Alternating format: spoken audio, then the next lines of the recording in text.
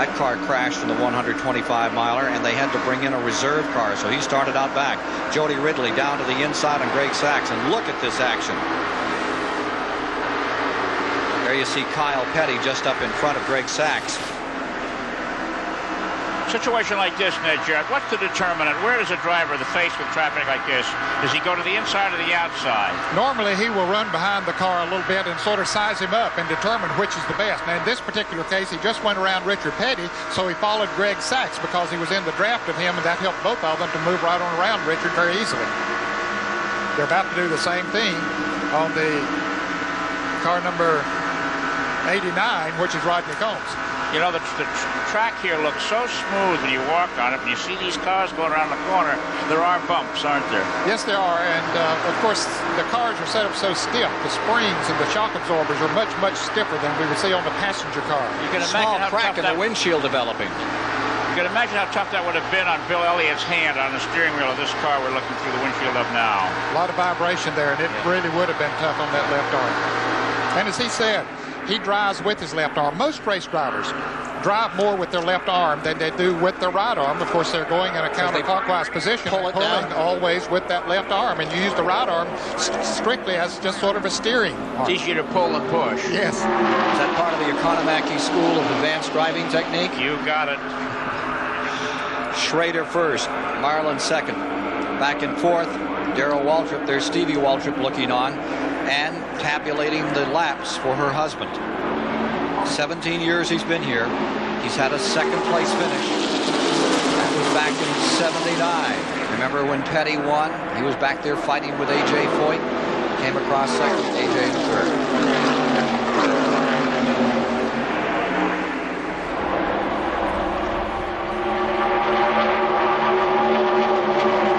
Looking in on Rusty Wallace again, and Joe Ruttman just a little loose there. Collects it, picks it up, keeps on hauling. Well, he's drafting behind the yellow car in front of him is Rick Wilson. It looked like he wanted to make a move. So you see they have, fans have asked, do they have maneuverability with these cars going at 200 miles an hour? Well, you can see there that they do have. He can move from one point on the racetrack to the other. Now, you have to be pretty careful not to make radical moves because you certainly can break traction. The steering ratio, Ned, compared to a pleasure car in these cars, slower, faster, or the same? It would be about the same as a passenger car with power steering on it. Most of them would use about a 16-to-1 steering ratio. Some like a little bit slower ratio, maybe a 20-to-1, but all of those are stock ratios that would be in a passenger car with power steering. 14 cars in the lead lap. Rusty Wallace from his bumper cam, you're looking at what he sees. Back end of Rick Wilson's car, and you're also watching this battle as car number 4, Rick Wilson, running in 21st, being challenged out here, trying to move back up after starting way in the tail of the field. Rusty Wallace car. Chad Little started 28th, he's up to 17th. 14 cars in the lead draft, 19 laps have been completed.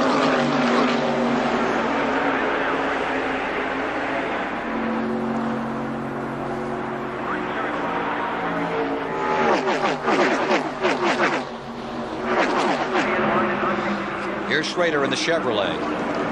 Last times that we'll be seeing the SS Monte Carlo here at Daytona. Perhaps, I think they're going to keep it around to the end of this year. But it is an old car that is out here in front. It's been in 12 races here at Daytona and only won 4 times. You know, one of the differences in these Chevrolets from last year, even though they're the same cars, are the headlight covers. NASCAR gave Chevrolet the right to cover up the headlights with streamlined material because Ford had a new car for this race and Chevrolet did not. The new Chevrolet won't be seen on the tracks until May, and those headlight covers resulted in a 3-mile-an-hour uptick in speed for pole winner Ken Schrader. I wonder if it'll help the range of these cars, the miles per gallon. Here's Mike Joy with the story. Ken, we found Thursday in the 125-mile qualifying race that 3 or more cars went the distance on 1 tank of fuel, including Junior Johnson's Ford. It could mean for the first time on gas, this race could be run with only 3 pit stops. Now, tires, that may be a different story. Dave Despain has it. For the first time, we may find that the tires will live as long as the fuel here at Daytona because all but 2 cars in this field are mounted on Hoosier tires. Goodyear came here with a radial tire. It was supposed to be the ultimate weapon in the so-called tire war that we heard so much about during 1988. But 2 radials blew. Bill Elliott broke his wrist. Those tires, all 4,200 of them, were pulled, and the Hoosiers now dominate the field. The key thing about the Hoosier is this. The tire, while not as fast as the radial, is very consistent. Its speed doesn't vary. The new tires are not noticeably faster than tires that have run 100 miles. These tires also ran 125 miles on Thursday. If they're good for that on the gas, they're also good for that on the rubber. Bob Newton makes these tires. He said someday people are going to learn they don't need 15 sets of tires to run the Daytona 500, and today may be the day they learn that lesson. We'll find out with 23 laps now completed the 200 to make the distance in the 31st Daytona 500.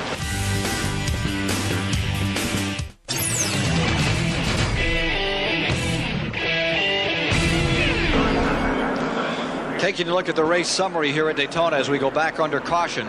2 leaders thus far, a couple of lead changes, the average speed at 150 miles per hour after an early caution. An incident in the back straightaway involving Davey Allison. You see him coming down onto pit road. He has just rolled that car wheel to wheel. Complete one-time over sidewinder after he hit the dirt bank in the back straightaway, protecting the cars from going into Lake Lloyd. Here's Bobby Hillen, who was also involved in the incident, car number 8. Let's go to Mike Joy. Terry Labonte making his pit stop. They are changing all 4 tires, not because of wear. They want to check how the tires grew, measure the stagger, and check the tire temperatures. Labonte's away. Here's Dave Despain. You don't see a lot of cars that have been on their top make a pit stop at Daytona. Here is one. Davey Allison on pit road getting 4 tires, and now the crew going to work putting in a new windshield. The hood has been ripped off the car. The damage does not look outrageous. I think it can continue. Let's go back to Mike Joy. Taking a look at the tires stacked up here on pit road, you'll notice these tires are all scuffed. Junior Johnson put worn tires, scuffed-in tires on his race car. The Elliots had brand new, unused, what they call sticker tires, ready to go on Elliott's car. Quickly changed their mind. They went with scuffs also. Dave? Let's check quickly with Kirk Shelmerdine. He's Dale Earnhardt's crew chief. You guys were stuck back there waiting for the pit stop. You got the stop. What did you do? I'm sorry, what did you say? What were you able to do for Dale regarding the carburation problems? Well, we didn't help that problem any at all. We put him a little better set of tires on there. He said he had a vibration there, but whatever's skipping on the motor just comes in and out every once in a while, and we can't decide what it is. Until we know more about it, we're not going to change anything. We'll try to lose any more valuable time. So this team is still in a diagnostic mode here during this round of pit stops, Ken. Let's see what happened to Davey Allison. Turn 2, back straightaway. Well, he's in the middle of that pack of front-running cars, and all of a sudden he comes out of it, apparently getting bumped. You can see the hood fly off the cars. He spins around on the grass on the backstretch and then into a bank, and it flips the car over all the way over on his 4 wheels. He has the presence of mind pretty quickly to fire the car up, get it going again. And drove it back into the pits. Well, here we see it from a different angle, as we see it spinning through the grass, approaching the bank of dirt. And when it hits that bank of dirt, it just rolls the car right over very nicely one time and back on his wheels. And he's already back on the track. He has already come back out. That's the speed shot on the back wall here. Now, from Jody Ridley's view, let's see what happened to Bobby Hillen. Bobby Hillen had a problem in car number 8, and here's Jody Ridley. Now, he just put his car up into 3rd gear, and here comes a car number 19 that went out in front of him down into Bobby Hillen. Well, that's way after the equipment is already there. That's a lap or 2 later. You see Ridley downshift right away to get slowed down? Yeah. And the air just blew the hood off of Davey Allison's car. It's a dynamic action here.